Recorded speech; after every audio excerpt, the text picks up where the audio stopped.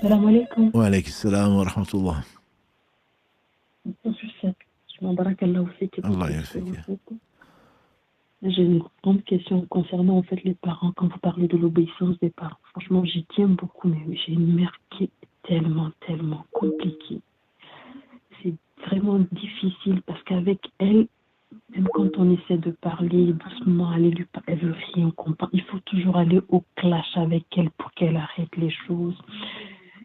Wallah, Cheikh, je sais même pas où me mettre en fait avec elle. Tout est souci, tout est problème, tout est. Même si j'essaie de faire intervenir d'autres personnes pour lui parler calmement, doucement, non. Il faut tout le temps aller au clash avec elle pour que les choses, elle comprenne les choses ou arrête des choses. Wallah, c'est trop difficile pour moi. Je sais même pas où me mettre en fait. Wallah. Ma sœur, qu'Allah vous vienne en aide, alhamdulillah, comme on a dit souvent. Et moi, je suis très content que vous insistez sur les parents. Et même après l'émission, le live de lundi dernier, il y a eu beaucoup de réactions sur Instagram et sur Facebook par rapport aux parents. Je pense que c'est un sujet extrêmement important. Parce que Oui. malheureusement, on les laisse souvent aujourd'hui dans les EHPAD pour s'en débarrasser. Et ce n'est pas digne, en tout cas, d'un croyant, vu elles ont tout donné. Une mère est une mère, et comme vous le savez, vous êtes peut-être mère, et que on ne choisit pas ses parents, ni ses enfants. Donc je pense qu'il faut vraiment prier Allah. Il faut prendre des kilos et des tonnes de patience avec sa mère. Elle va le payer malheureusement pour elle. C'est pour cela peut-être même qu'il faut encore prier plus pour elle. Parce que c'est pas parce que vous êtes sa fille qu'elle va s'en sortir comme ça. Parce que je suis ta mère, sinon je vais t'envoyer da'wat shar, comme elles aiment le dire. Sinon je vais te maudire. C'est Voilà. exactement ça. Donc Moi aussi, je veux pas malheureusement, c'est leur joker. Elles sortent ça quand son avis reste un avis. Elle doit aider sa fille justement à être une fille pieuse, à une femme pieuse. Et une fois que la femme est mariée, elle a plusieurs obligations, comme l'homme d'ailleurs. Mais une fois qu'elle est mariée, elle a des enfants, elle a un mari, elle a un travail peut-être. Donc elle n'a pas à imposer, ou certaines essayent presque de se rattraper de ce que leur belle-mère les a fait voir, etc. etc. Ça, ce sont des choses qui ne sont pas admissibles. Simplement, il vous faut faire de la patience. Vraiment demander à Allah la patience. Je vous assure, ma soeur, que si Allah vous donne la patience pour cela, peut-être qu'il vous fera rentrer au paradis avec Ouais. Ouais, c'est cet homme qui est connu, et que le prophète sallam a dit, celui d'entre vous qui vivra après moi, s'il a l'occasion de rencontrer Ouais, qu'il lui demande des invocations. Et Omar qui a entendu ça, bien sûr, ce n'est pas tombé dans l'oreille d'un sourd. Quand une délégation venait du Yémen, il demandait à la Hajj, il demandait ce qu'il y a Ouais. Bref, l'histoire elle est belle, elle est très longue, jusqu'au jour où il est tombé sur des gens qui disent ils connaissent Ouais. Vous connaissez Ouais al-Qarni? Oui. Et il avait une lèpre, absolument, et une tache de lèpre, oui, qui a disparu. Il ne reste plus que l'équivalent de 2 euros aujourd'hui, on dira. Il dit oui. Il dit alors si vous le voyez, demandez-lui des invocations, que Omar lui demande des invocations. Parce qu'Omar a entendu le prophète sallallahu alayhi wa sallam à cause de la piété pour sa mère. Quand OS demande à quelque chose à Allah, Allah il accepte. Voilà. Donc ce n'est pas facile. Et comme disait le prophète sallam, n'est-ce pas que la marchandise d'Allah est chère? N'est-ce pas que la marchandise d'Allah c'est le paradis? Donc il se peut que, quel que soit ce que vous avez fait, il se peut qu'Allah vous pardonne à cause du fait que vous lui avez obéi à Allah en vous faisant toute petite vis-à-vis de votre mère. Encore une fois, elle n'a pas le droit de vie ni de mort. Et là, Allah ne charge aucun amour au-dessus de ce qu'elle peut supporter. Et donc, c'est l'impossible. À l'impossible, nul n'est tenu, comme le dit le proverbe. Mais il faut quand même, si vous pouvez, demander à Allah subhanahu wa ta'ala, l'implorer pour vous aider et qu'elle ne soit pas la cause de votre malheur ici-bas et dans l'au-delà. Après, si vous ne pouvez pas supporter, vous ne pouvez pas supporter. Et techniquement, je dirais, il faudrait essayer de l'appeler plutôt que de la visiter. Si vous êtes dans la même ville, essayez de compenser peut-être en lui faisant des cadeaux, notamment avec de l'argent, puisque nos parents, ils aiment bien de l'argent. Voilà, essayez de l'acheter, entre guillemets, de l'amadouer, d'acheter son amour, parce qu'une mère digne de ce nom aime forcément ses enfants, mais au moins essayer d'adoucir son comportement pour que cela qu'elle ne vous pousse pas à bout. C'est le premier là. Qu'elle ne vous pousse pas à Non, mais bout. je vis avec elle, en fait. Ah ouais. Parce que voilà, ils disent qu'elle est difficile. Donc, pratiquement tout le monde s'en est débarrassé. Alhamdulillah, Moi, je l'ai pris mais la c'est tête, peut-être, voilà. Donc, ce je sera fais tout le peut-être, truc, mais ce sera attendez. peut-être l'occasion pour Allah de vous pardonner vos péchés, de vous faire entrer au paradis et des fautes qu'il ne pardonnerait peut-être pas à quelqu'un, peut-être qu'il va vous le pardonner. Encore une fois, si vous n'êtes pas marié, je pense qu'une des solutions serait, entre guillemets, de prendre votre indépendance, mais dans les pays dans lesquels nous vivons, peut-être que le mieux serait au moins de vous marier, peut-être qu'elle va également refuser, je connais des cas comme ça, où des mères refusent des demandes de mariage parce qu'elles ne veulent pas que celle qu'elle insupporte, que celle qui s'occupe d'elle aille se marier et qu'est-ce que je vais devenir? Non, qu'est-ce qu'elle va devenir? Ce n'est pas, elle va pas garder, faire de l'injustice à une fille qui va rester avec elle. J'ai connu des cas comme ça. Parce que, il faut pas qu'elle se marie. C'est qu'elle ne pense qu'à elle. C'est de l'égoïsme pur. Et ça, malheureusement, elle va le payer. Bon, ce n'est pas une raison. Il faut passer par les grands-pères, il faut passer par les oncles, il faut passer pour la raisonner si c'est possible. Mais sinon, on se marie quand même malgré son refus. Voilà. On ne peut que prier pour vous et je demande à nos sœurs et à nos frères de prier pour vous parce que ça ne doit pas être une affaire facile. Est-ce que ça a une signification en islam, le fait d'avoir peur des serpents sans connaître la cause, même en photo ou rêver quotidiennement des serpents? De ce que je sais, bon, on est tous différents. Et donc, la sensibilité des uns et des autres, certains ne supportent pas les araignées, d'autres ne supportent pas je ne sais quoi d'autre. Non, ça n'a pas un sens particulier. Un serpent est une chose qui fait peur. Bon, il y a des dompteurs de serpents, il y a des gens qui sont courageux. Voilà. Donc, non, ce n'est pas un sens particulier. Sinon que dans l'islam, le serpent est souvent synonyme, pas que dans l'islam d'ailleurs. Je me rappelle de la catéchèse chez les chrétiens, quand on voit un arbre, quand ils dessinent un arbre autour duquel il y a un serpent, c'est pour représenter Satan. Et devant l'arbre, donc par rapport à l'arbre maudit ou l'arbre où Adam et Ève ont mangé de l'arbre qui leur a valu donc leur nudité et en désobéissant à Allah par oubli et qui nous a valu nous de nous retrouver donc sur cette terre, de quitter le paradis. Donc le serpent est le symbole des djinns, notamment de Satan. Et il se trouve que dans la tradition prophétique authentique, le prophète sallam a dit que si l'un d'entre nous voit un serpent, qu'il le mette en garde. Bon, bien sûr, c'est les plus courageux. Quand il voit un serpent, il lui parle, il lui dit, le prophète sallam m'a dit de t'avertir. Il m'a dit de t'avertir, donc si tu es là encore dans 3 jours, je vais te déplacer ou je vais te tuer. Et si le serpent disparaît, c'est que c'est un vrai serpent. Voilà, s'il ne disparaît, plutôt le serpent reste, c'est que c'est un vrai serpent. S'il disparaît, c'est que c'est un djinn. En effet, les djinns prennent différentes formes, et notamment les formes de serpents. Et dans le rêve, je ne suis pas interprétateur des rêves, c'est le prophète sallallahu alayhi wa sallam, et j'encourage personne à se spécialiser. C'est ta'wil al-hadith, c'est la spécialité des prophètes. Allah leur a enseigné, notamment le prophète Youssouf, alayhi salatu salam, le fils d'Israël, de Jacob. Donc, dans cette sourate 12, Allah lui fait dire et lui explique un certain nombre donc, de rêves et de songes donc, dont il a l'explication. Mais expliquer un rêve, c'est quelque chose d'une grande responsabilité. Parce que on parle de l'invisible. Et qui te fait dire, sans science, ce que ça veut dire. Par contre, ce qui est connu dans nos traditions, c'est que rêver souvent du serpent, c'est plutôt des djinns. Ou des animaux féroces d'ailleurs. Souvent, ce sont des cauchemars. Et quand on les voit, ça ne veut pas dire qu'on est possédé, ça veut simplement dire que Satan veut nous attrister. Et donc, qu'il faudrait redoubler de vigilance, qu'il faudrait se rapprocher davantage d'Allah, notamment au travers donc, de l'invocation du zikr. Ma question étant que je suis commerçant oui. Et je vends des articles un peu chers. Et j'aimerais savoir ce qu'il en est des acomptes. Parce que je propose à mes clients de pouvoir payer en plusieurs fois. Et pour ne pas passer par les plateformes de financement, je propose à mes clients de payer en plusieurs fois, mais ils ne récupèrent la marchandise qu'après avoir totalement payé la marchandise. Est-ce que c'est halal? Et si jamais le client se rétracte pendant la vente, est-ce que je suis en droit de garder les acomptes? Très bonne question. En plusieurs fois, comme on le sait, dans les magasins classiques, en plusieurs fois, ils peuvent le proposer pour attirer les clients, mais on achète, on profite, c'est l'inverse, on prend la marchandise, on le paye en plusieurs fois, mais souvent, c'est toujours adossé à une société bancaire. Et c'est le magasin lui-même qui paye les intérêts, ce qui est interdit en tout cas pour un croyant. Donc je le dis, je le redis, on reviendra peut-être dessus. Mais quant à ton cas, le fait donc de dire je te garde la marchandise, il faudrait que la personne voie la marchandise. On ne peut pas vendre quelque chose, ça c'est le horreur, c'est le hasard.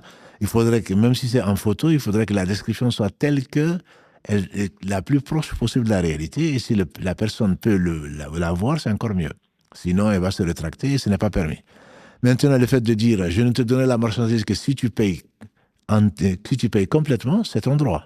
Il n'y a pas de problème, tu peux garder la marchandise et ne donner la marchandise que quand la personne va payer. Ça, c'est absolument ton droit. La personne, comme l'a dit le professeur Salam, les musulmans sont engagés par leur contrat. Si la personne accepte cette condition-là, elle doit la respecter. Maintenant, pour les acomptes, ne donner la marchandise et ne pas donner son argent pourrait être l'injustice.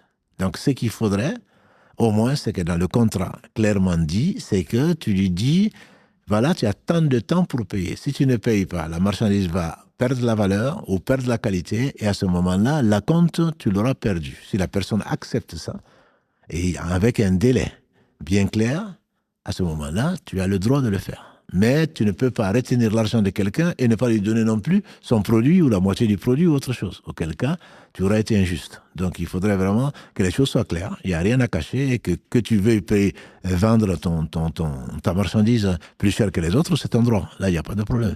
Mais il faut quand même que les termes soient clairs pour éviter, comme le disait souvent aussi Mohammed, l'animosité entre les gens, parce que si jamais tu gardes ton argent, il est capable, tu risques d'avoir des pneus qui sont crevés ou une voiture qui est brûlée, avec de l'injustice, bien entendu. Les gens sont injustes, ils ne craignent pas souvent Allah, et dans la colère, ils sont capables de beaucoup de choses. Donc, pour éviter l'animosité, donc il faudrait que les choses soient les plus claires possibles. Wallahu a'lam. Je me permets d'appeler parce que je souhaitais savoir, en fait, dans le cas où on fait la prière accompagnée de son fils ou de son époux, en tant qu'épouse, est-ce qu'on a l'obligation de se mettre derrière l'homme ou est-ce qu'on peut l'accompagner légèrement en retrait derrière? Parce que j'ai cru comprendre qu'une femme qui passe devant un homme pendant qu'il fait sa salade, ça annule la salade. Et du coup, ça m'a interpellée par rapport à la prière en commun.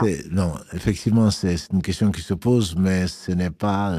il y a une interprétation du hadith qu'il faut faire, mais ce n'est pas ce qui vous intéresse là. On peut prier décalé, on peut prier derrière le mari, on peut prier décalé.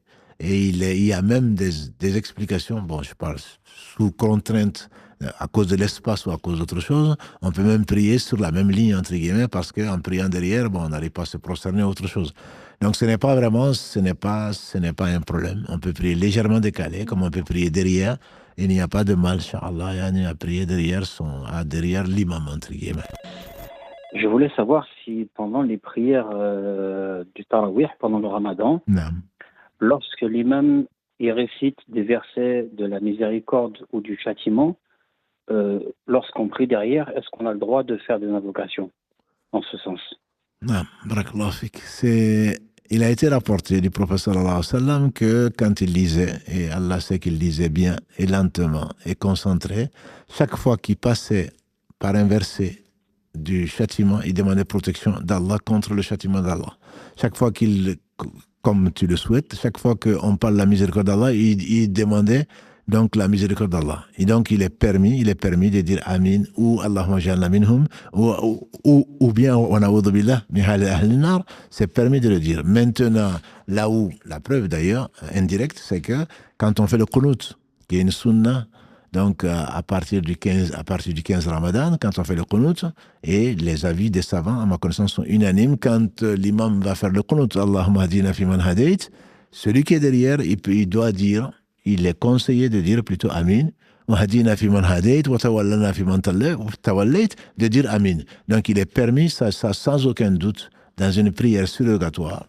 Dans l'obligatoire, les savants discutent. Mais dans la surrogatoire, il est permis de répondre, de demander à Allah dans la surrogatoire quand on passe par un verset, parce qu'on l'a entendu ou parce qu'on est en train de lire. Ça, c'est plutôt une sunna du prophète sallallahu alayhi wa sallam, et c'est permis à ma connaissance. Par rapport à une femme mariée, qu'en est-il de la femme, donc ce qu'elle doit faire lorsque son mari néglige la prière ou ne prie pas, ou tantôt il prie pas, quel comportement on doit avoir, et si ça perdure malgré les interventions de certaines personnes, qu'est-ce qu'on doit faire? On doit prier. On doit prier puisqu'on a la chance de prier. On a prié Allah subhanahu wa ta'ala qui renverse les cœurs. Et encore une fois, le modèle, c'est Mohammed sallallahu alayhi wa sallam qui disait Ya muqallib al-qulub, thabit qalbi ala dinik. Ô toi qui renverse les cœurs, raffermis mon cœur sur la religion. Et Allah dit Wa innaha, il parlant de la prière, Wa innaha la kabiratun ida al-khashi'in. La prière est difficile. Allah dit que c'est énorme. Sauf aux gens qui sont convaincus de rencontrer leur Seigneur. Donc c'est pas facile. C'est bien pour ça d'ailleurs que, alhamdoulilah, c'est le meilleur des actes qu'Allah aime le plus. Donc la prière n'est pas facile. Et c'est pour cela que ceux qui ont cette foi qu'Allah leur octroie de pouvoir faire régulièrement la prière, c'est un cadeau qui est énorme. Puisqu'on le dit encore, la première chose sur laquelle l'homme sera interrogé sera la prière. Si elle est bonne, Allah accepte tout. Si elle n'est pas bonne, à ce moment, Allah demande aux anges de regarder les prières surrogatoires, dont le tarawih qui viendra, inshallah. Donc, et si elle est bonne, Allah accepte. Sinon, la personne sera jugée. Et si on est jugé, disait le prophète sallam, on sera châtié. Donc, il faut remercier Allah de ne pas être à sa place déjà. Pas en se moquant, bien sûr. Allah nous a choisis pour pouvoir faire la prière et à l'heure. Et si possible, avec le maximum de concentration. Ça, c'est la première chose. La deuxième, il faut prier pour se marier. Pas parce qu'on l'aime seulement. On l'aime certainement. Si on l'aime le bien pour lui. Et celui qui ne fait pas régulièrement la prière, ça craint. Ça craint.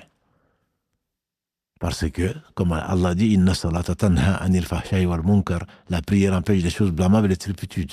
Verset 45 de la sourate 29. Et donc, si il ne fait pas la prière, il ne répond pas aux appels de Dieu, ou il répond quand il veut, je crains pour lui. Déjà dans cette vie. La confiance, la baraka et tout le reste sont souvent liés à ça. Et donc, quand tu n'es pas avec Allah, Allah t'invite pour faire la prière, il ne le fait pas, je crains donc pour le comportement et la compagnie d'un tel homme. Tout en priant pour lui, parce que c'est une chance, c'est un don. Et donc, je pense qu'il faut également l'encourager à prier, encourager sa compagnie, entre guillemets, pour l'encourager à prier. Et si on connaît des gens qui ont une bonne influence et qui font la prière, de les faire fréquenter ou de lui rappeler, etc., des parents ou des amis, sans jamais le lui imposer, mais il faut insister.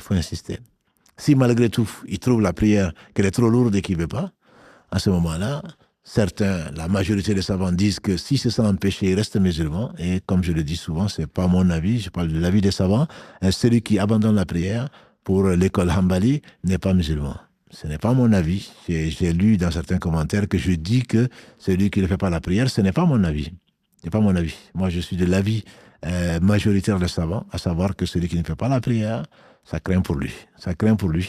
Et c'est une pratique qui est loin de la piété. C'est une pratique qui caractérise des gens qui ont oublié Dieu et Dieu a fait qu'ils sont oubliés. Mais je n'ai jamais qualifié qui que ce soit de non-musulman parce qu'il ne fait pas la prière. Mais je crains pour lui. Wallah, je crains pour lui. Quand les anges viendront et trouveront que la prière n'a pas été complète.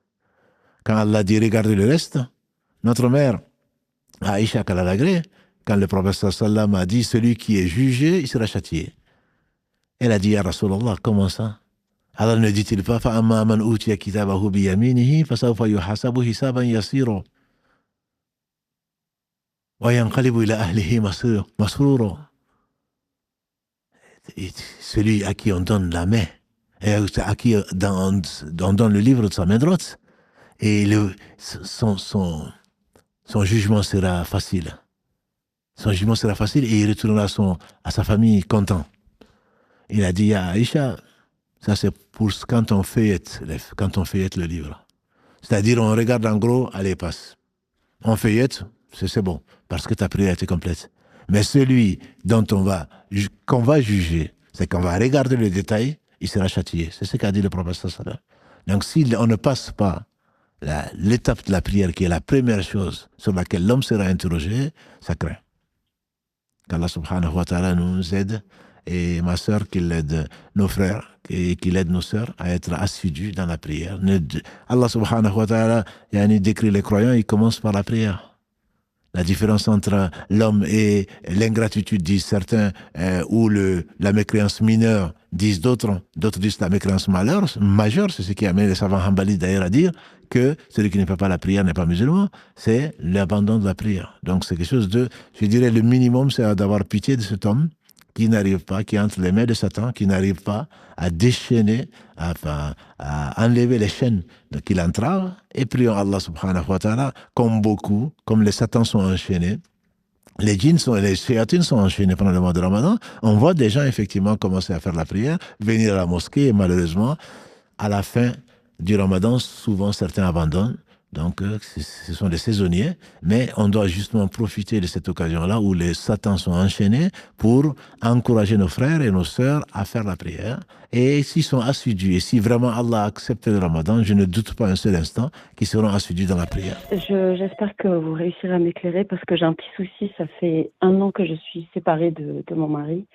Il a pris son propre appartement et aujourd'hui, je ne sais toujours pas si je suis divorcée ou pas puisqu'il laisse un petit peu à traîner. Il me dit que dans le doute du 3e, il ne veut pas le dire. Il fuit toute discussion. Et moi, je ne sais pas du tout comment entamer ce mois de Ramadan parce que je me retrouve tout seul avec les 3 enfants.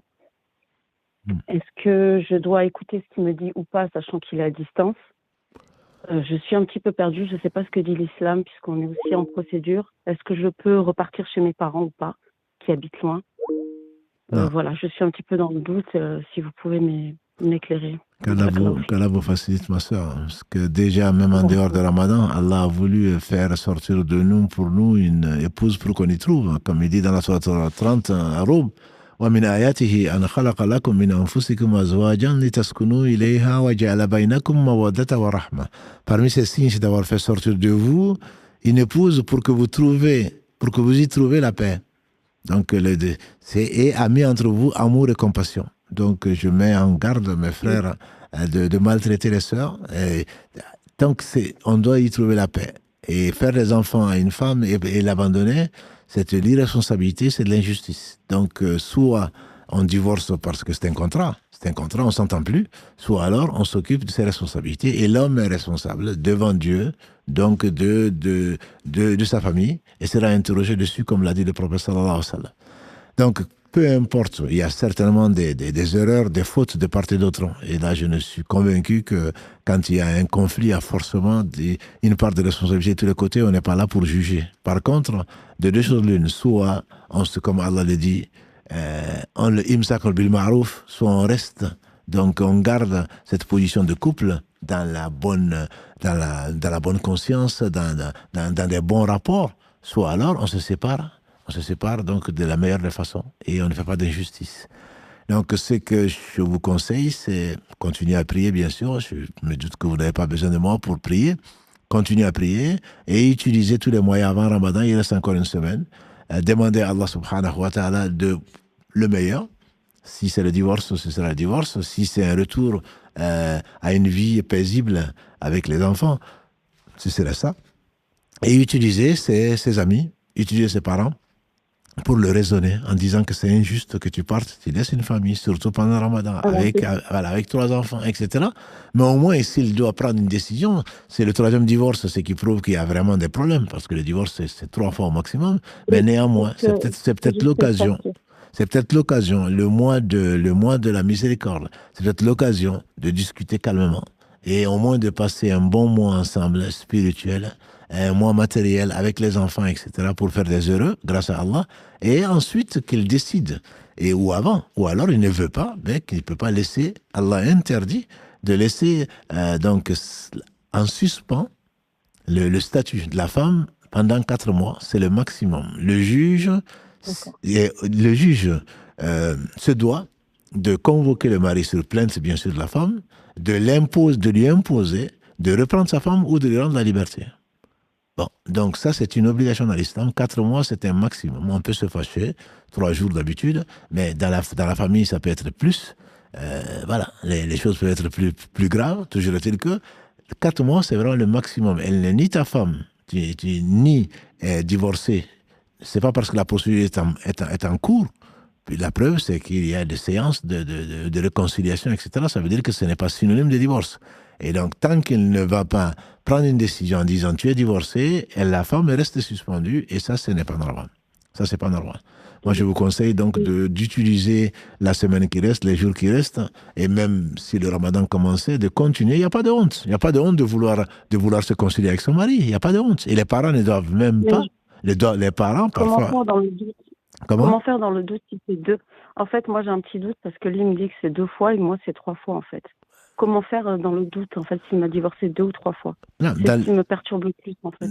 Dans le doute, il faudrait avoir la certitude. Si vous pensez que c'est 3 fois, vous le lui rappelez, et avec des éléments précis. Avec des éléments précis, voilà, 1 fois, 2 fois, 3 fois, peut-être qu'il ne compte pas 1 fois, que vous avez compté valable, et que pour lui, avec les preuves qu'il a, ou les savants qui suivent, ou je ne sais quelle opinion il a, peut-être qu'il y a un des divorces que lui considère qui ne compte pas, parce que vous aviez des menstrues, et le prophète sallam a interdit de divorcer pendant les menstrues, ou parce que vous avez eu des relations, et le prophète sallam a interdit de divorcer quand il y a eu des relations. Voilà. Mais la majorité des savants disent que le divorce compte, même si c'est un péché avec.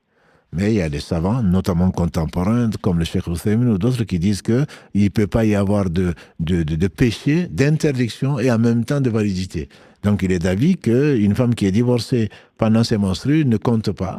Le mari doit la reprendre et ensuite, une fois pure, comme le prophète sallam a dit à Ibn Omar, une fois pure, tu la gardes si tu veux, tu divorces. Donc, il y a plus savants que lui, bien sûr. Il y a les savants, la majorité des avis, c'est que ça reste quand même un divorce. Donc, vous aurez peut-être pu discuter avec des gens de science qui vous exposent et à qui vous exposez les cas pour pouvoir statuer. On ne peut pas le faire, bien sûr, ni au téléphone, ni dans le live, mais il est bon de s'asseoir avec des gens qui savent et qui discutent avec vous et qui vous posent des questions, parce que chaque cas est un cas particulier. Dire « je divorce », est-ce que c'est un divorce ou pas? Dire « retourne chez ta mère », est-ce que c'est un divorce ou pas? Dire « j'ai envie de divorcer », est-ce que c'est un divorce ou pas? Pas forcément. Pas forcément.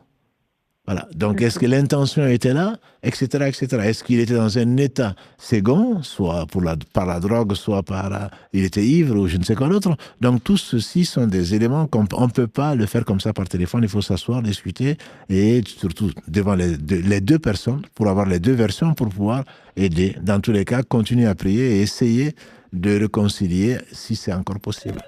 J'avais une question. Je vis en France depuis 5 ans. Et je suis un peu en situation irrégulière.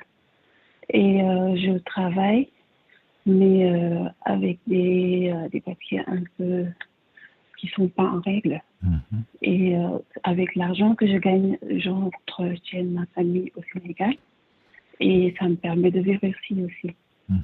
Et dernièrement, je me suis voilée et j'essaie de me parfaire dans la religion. J'essaie de revoir plein de choses. Et je me pose souvent la question, est-ce que l'argent que je gagne, et c'est ce que je mange, je vis, l'appartement où je vis, je le paye avec, et j'entretiens mes parents, est-ce que les adorations que je fais, est-ce que je me pose beaucoup de questions par rapport à ça, et ça me tracasse beaucoup. Donc j'aimerais savoir, étant donné que j'ai pas d'autre choix, bien sûr, donc il y a des procédures qui sont en cours, qui sont assez longues. Et je ne suis pas censée travailler, je suis censée attendre. Et je ne peux pas attendre pendant 6 ans. Ouais. Donc, j'aimerais savoir. C'est une très bonne question et qu'Allah vous vienne en aide. Le mensonge, même si là c'est sur la contrainte, il y a une autre question, Inch'Allah, qui a un rapport avec le mensonge. Et le mensonge volontaire, il y a celui qui ne l'est pas. On ne doit pas rester quelque part contre les sans-papiers. On n'a pas le droit de rester quelque part sans papier. On peut être en situation, comment dirais-je, transitoire, c'est-à-dire qu'on a demandé l'asile ou on est en processus 2. Si l'État permet... Je suis en procédure. Voilà, si vous êtes en procédure en attendant la réponse, bien entendu que vous devez patienter si vous avez de quoi. En général, quand on est en état d'attente, vous avez une allocation, vous avez de quoi vivre. Je pense, le peu que je connaisse, c'est qu'on ne peut pas vous laisser en état d'attente officiellement sans vous donner de quoi vivre. Si c'est le cas, vous n'avez pas le droit de travailler à côté. Voilà. Là, vous n'avez pas le droit de travailler à côté. Si vraiment on vous refuse les papiers et le reste, certainement, c'est qu'Allah a voulu que votre risque, entre guillemets, personne n'existe sans que Allah ne lui ait donné sa part de subsistance. Donc, le bien que vous voulez faire, mieux vaut le faire dans un cadre qui est légal. Le fait de travailler avec le papier, avec les documents, donc qui sont des faux documents. L'islam a toujours été contre le faux, que ce soit les faux ongles, que ce soit les faux cheveux, tout ceci est interdit. Le fait de travailler avec les faux documents, c'est quelque chose d'interdit dans l'islam. C'est interdit dans l'islam. Et donc, il faudrait vraiment trouver une solution. Il faut prier Allah subhanahu wa ta'ala et demander pardon et essayer de régulariser le plus tôt possible. Si vous êtes contrainte de travailler clandestinement, c'est ce que Dieu permet de manger même du porc. Donc, ce sont des choses qui sont interdites, mais sous la parce que la vie l'emporte sur le reste, ce sont des choses que Allah tolère. Je ne dis pas que c'est autorisé. C'est la différence entre l'autorisation et la tolérance. Donc, dès que vous pouvez sortir de la clandestinité, dès que vous pouvez avoir les personnes qui, je crains malheureusement, je ne sais pas comment ça se passe, mais je me doute que les gens qui vous prêtent leurs documents profitent également de votre situation. Il y a des vendeurs de sommeil, il y a des marchands de sommeil plutôt, qui sont là, qui ne travaillent pas, et qui donnent ce qu'ils donnent, et ce qui est formellement interdit, tant dans l'islam que par la loi, de prêter des documents à quelqu'un pour travailler qui n'est pas donc le titulaire, le porteur du document en question. Ça, c'est interdit en islam. Ce qu'ils font également, c'est interdit dans l'islam, et c'est un péché. Donc, ils n'ont pas à le faire, puis ils profitent de votre situation de détresse, donc pour vous exploiter, et ça non plus, c'est pas normal. Vous n'êtes peut-être pas responsable, la seule responsable en tout cas de cette situation. Le mieux, c'est vraiment d'attendre, si Allah vous ouvre une porte, le résultat de la procédure, et de faire appel à vos frères et sœurs. Et il n'y a pas de honte, moi je dis, il n'y a pas de honte. Donc que vous demandez à des mosquées, que vous demandez je ne sais à qui, vous avez droit à la zakat parce que vous êtes là et que vous êtes en voyage et que vous n'avez pas de quoi vivre, etc. Vous avez le droit de demander à vos frères et à vos sœurs de vous aider. Et ça, malheureusement, je pense qu'on a parfois de la fausse pudeur pour cela. Je peux le comprendre, mais si c'est vraiment le cas, le mieux, c'est de ne pas travailler dans l'illégalité. Ça c'est certain. Mais je ne doute pas de la miséricorde de notre Seigneur, et que vous revenez vers lui et que vous l'implorez. L'implorez, il se peut qu'il vous fasse sortir de cette situation-là très bientôt, Inch'Allah. Il faut savoir que, en fait, je travaille avec des papiers qui sont à mon nom, même si c'est pas légal, et que j'ai fait une demande de titre de séjour et ils m'ont donné un récépissé, mais sauf que je suis pas autorisée à travailler. Je suis censée rester chez moi et attendre que la procédure avance. Et ça dure depuis 3 ans. À chaque fois, ils me redonnent un récépissé et qui ne m'autorise pas à travailler. Ouais. Et que, étant donné que moi, depuis que je suis là, comme vous avez dit, je demande des prières et j'espère que ça va s'arranger. Moi, alhamdoulilah, tout se passe bien dans ma vie. Je suis marié, j'ai 3 enfants, alhamdoulilah. J'ai une entreprise, alhamdoulilah, je suis en bonne santé, tout se passe bien, alhamdoulilah. Il faut le dire, ça remonte le moral. Alhamdoulilah, barakallah fik. Alhamdoulilah, toufik, barakallah. Moi, j'avais une question, en fait, j'ai une entreprise, c'est vrai que je suis dans le domaine de l'ingénierie, alhamdoulilah. J'ai des salariés, j'essaie de faire grossir mon entreprise pour créer de la valeur, justement, créer de la valeur dans ce qu'on fait. Et moi, je voulais avoir une question. La question, c'est quoi quelle relation musulman il doit avoir vis-à-vis de l'argent? Parce qu'effectivement, quand on doit répondre à un certain nombre d'obligations vis-à-vis de la femme, des enfants, donner du temps un peu à tout le monde, honnêtement, quand on a une entreprise, c'est dur de trouver le curseur au juste milieu. Et du coup, en fait, c'est vrai que alhamdoulilah, j'essaie d'être au plus juste, mais c'est pas évident.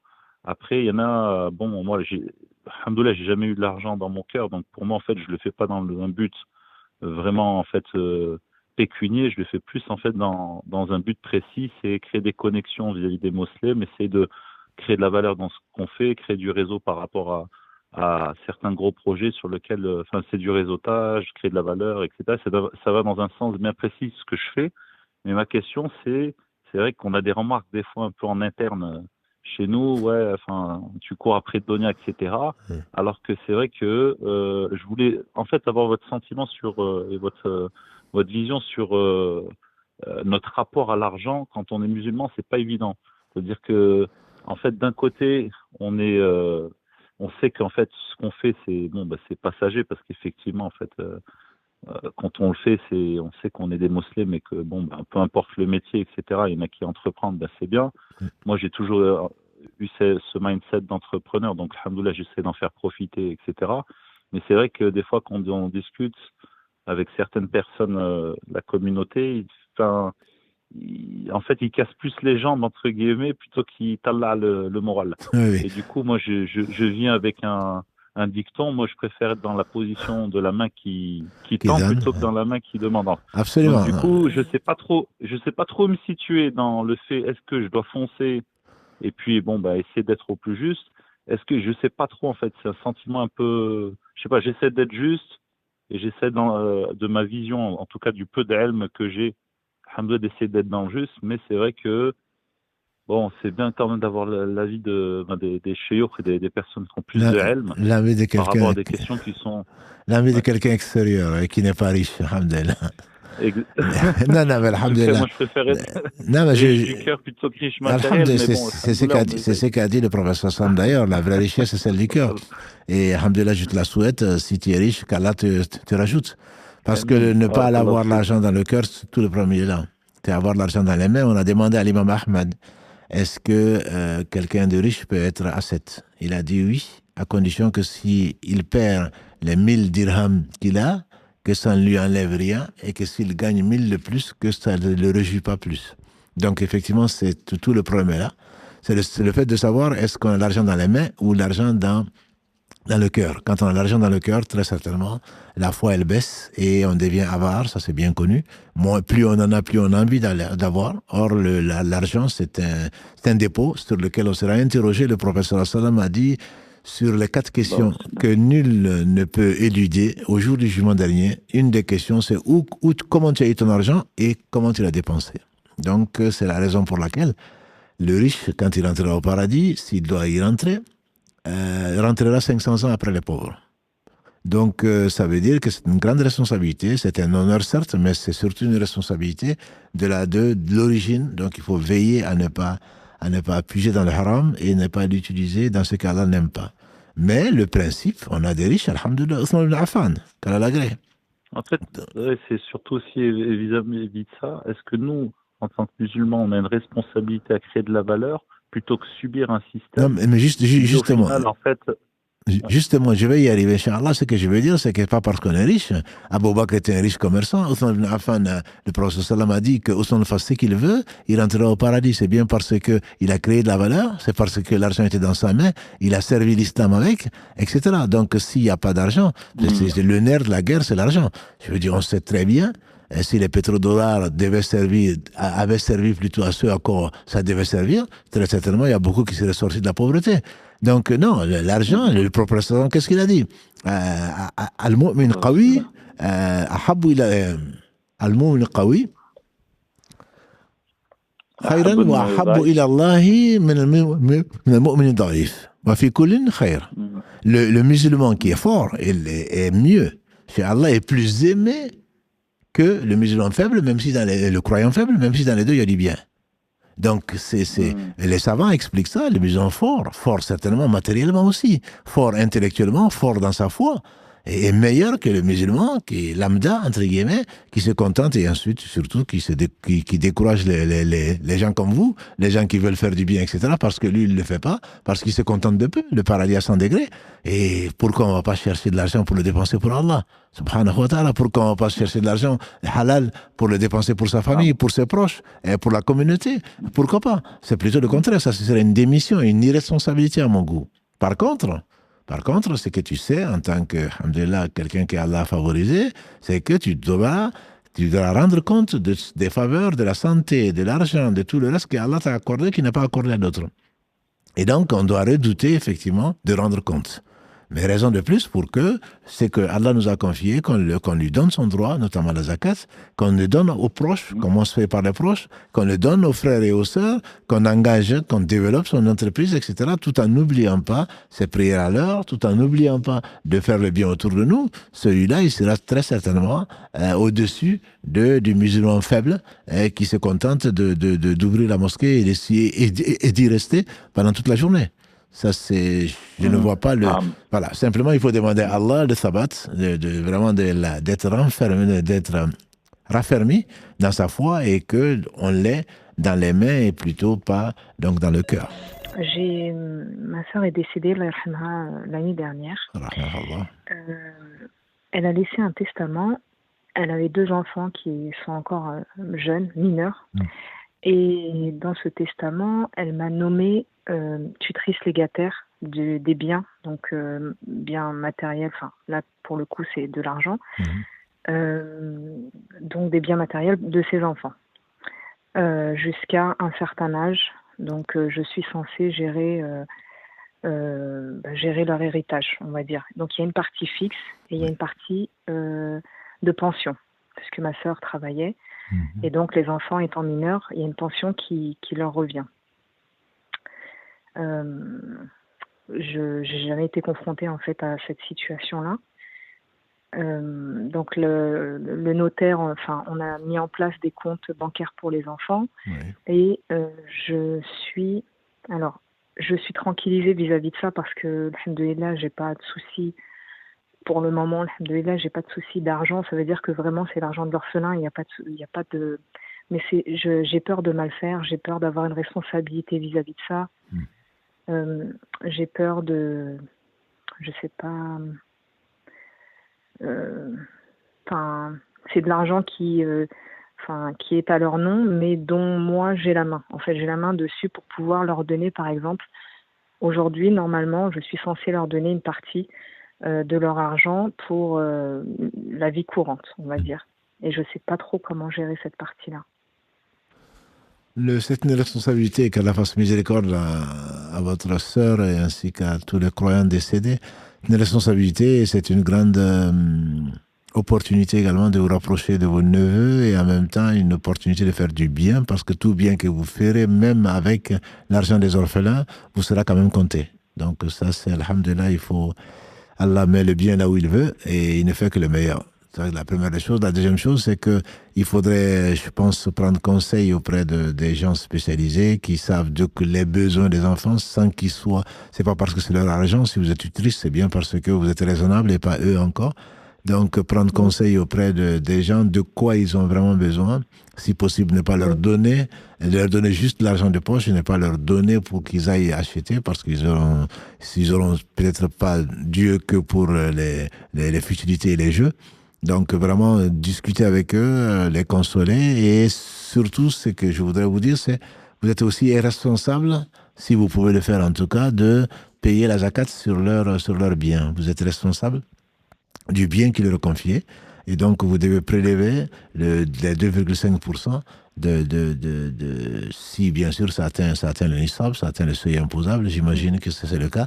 Donc, n'oubliez pas de le faire. N'oubliez pas de le faire. Et bien plus que cet argent-là, je pense que ça va être votre comportement et si vous êtes leur mère, et même si ce n'était pas testamentaire, vous êtes leur mère et vous devez les aimer, ce dont je ne doute pas, comme leur propre mère, surtout un enfant qui a perdu sa mère. Perdu le père, je ne dis pas que ce n'est pas important, mais la mère, c'est encore plus important à un certain âge. Donc, l'utilisation de l'argent, vous devez le faire être encore plus strict. Et Allah insiste, vous le savez très certainement, sur la première page de la sourate An-Nisa, Allah insiste tellement dessus et en même temps promet le meilleur à celui qui gère bien l'argent et surtout l'argent des orphelins. Donc moi je vous dirais de le gérer encore plus strictement que l'argent. Ne pensez pas que vous ferez du bien en donnant tout ce qu'ils veulent. Donc il faut, même s'il peut penser que vous êtes dur. Oui. Justement, alors on va dire qu'elle a donné à la plus dure, entre guillemets, en fait la plus sensée. Oui. Maintenant, le problème, c'est que je n'ai pas encore commencé parce que la succession vient d'être signée. Oui. Mon cœur me dirait laisse cette somme et donne-leur quand ils seront en âge de raison, comme elle l'a nommé dans le testament.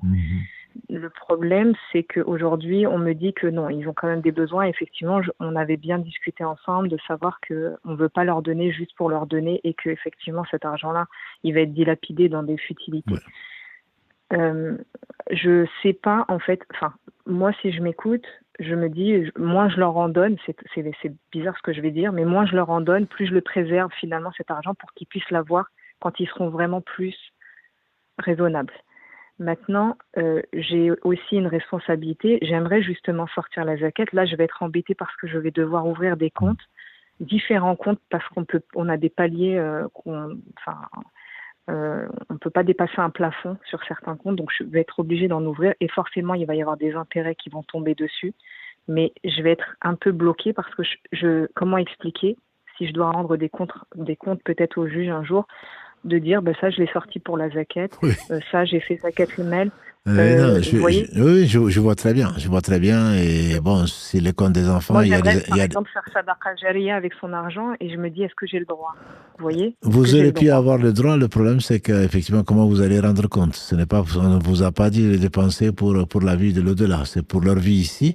Donc je pense que vous pouvez les conseiller, vous pouvez, une fois qu'ils auront cet argent-là qui est justifié ou qui seront majeurs, vous pouvez les aider, les encourager, les inciter à faire du bien avec cet argent-là. Mais actuellement, vous ne pouvez pas. Sinon, quand même, écrivez, parce que vous savez que le droit du pauvre sur cet argent, même si légalement vous ne pouvez pas le faire, ne le faites pas, puisque légalement vous ne pouvez pas le faire. Mais au moins, essayez de l'écrire, parce que c'est une dette. Au moins qu'ils le sachent, qu'ils doivent ça. Si vous pouvez le faire, vous le ferez de votre propre argent, ça vous sera compté, mais ne violez pas la loi en voulant faire du bien. Ça risque de se retourner contre vous. Voilà. Mais écrivez-le, et calculez-le, gardez-le, et le jour venu, Inch'Allah, vous leur expliquez. Et si vous pouvez le faire à leur place, c'est permis.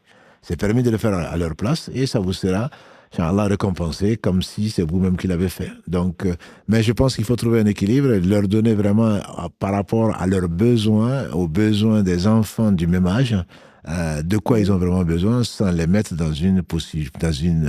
sans les pourrir, quoi, comme dirait quelqu'un d'autre. Voilà. Donc, bon, ça c'est plutôt la raison et l'expérience qui va vous aider, Inch'Allah, et les conseils des uns et des autres qui vont vous aider à dépasser ce palier, Inch'Allah, et qu'Allah vous y assiste. Amen. Autre petite chose que je n'ai pas précisé, c'est que les enfants, ils ont un papa, mais ma sœur et son ex-mari étaient séparés, enfin divorcés. Donc elle a retiré en fait pour que le père ne touche pas d'argent de son argent. Je ne sais pas si c'est une bonne chose ou pas. Aujourd'hui, je ne sais pas s'il y avait son droit dedans. Enfin, vous voyez, ça c'était. Je ne sais pas si, comme les enfants sont chez lui, est-ce que je dois quand même lui donner quelque chose? Je pense que nécessairement, normalement, le père, il a une partie, le mari, il a une partie de l'héritage au moins en islam. Après, dans le droit positif, je ne peux pas vous le dire, le mari a un droit. Donc ça, il faudrait demander, il faudrait voir exactement, il a des enfants, donc il a une partie. Ex-mari. Même non. Si il y a un divorce, je parle de mari, je ne parle pas de concubin ou autre chose. Je ne parle pas non plus de quelqu'un qui s'ils sont divorcés, il n'a aucun droit. Sur l'argent de son ex-épouse, là, il n'y a pas de discussion. Mais si elle est décédée, que le mari, elle le considérait comme irresponsable ou quelqu'un qui est gaspilleur, je peux comprendre qu'elle ne veut pas lui donner un sou. Mais il a quand même un droit. Donc ce droit-là, il faudrait quand même l'étudier, l'écrire pour ne pas être injuste. Et même elle n'a pas le droit de priver un héritier de son droit. Voilà. Même si elle veut bien faire, bon, ça ce sont des questions, on peut pas les approfondir au live, il faudrait s'asseoir, discuter, etc. Mais c'est le mari doit, de toute façon, le père plutôt des enfants, se doit d'entretenir de l'enfant dans l'islam jusqu'à ce qu'il soit adulte, qu'il ait un héritage ou pas. Donc vous n'avez pas à lui donner une part d'héritage, l'héritage lui doit, c'est son droit, ce droit, vous devez un jour ou l'autre, si c'est possible, voir avec le notaire, si c'est possible, lui donner sa part d'héritage, si c'est possible. Mais si c'est pas possible, c'est pas possible, vous ne serez pas responsable de cela. Mais lui, ce n'est pas parce que vous lui donnez pas une part de contribution pour l'éducation de ses enfants qu'il ne doit pas, qu'il n'est pas responsable. Avec ou sans contribution, de l'héritage ou de la CAF ou de quoi que ce soit, le père est responsable des enfants devant Dieu. Donc, il doit les entretenir, même si il n'a pas profité, entre guillemets, de l'héritage de son ex-épouse ou de l'héritage de son épouse. Oui. Voilà. Pour le coup, il a signé chez le notaire pour accepter en fait le testament. Donc, il accepte qu'il ne touche rien et que c'est moi qui gère ces biens-là. Et il est d'accord. Alhamdulillah.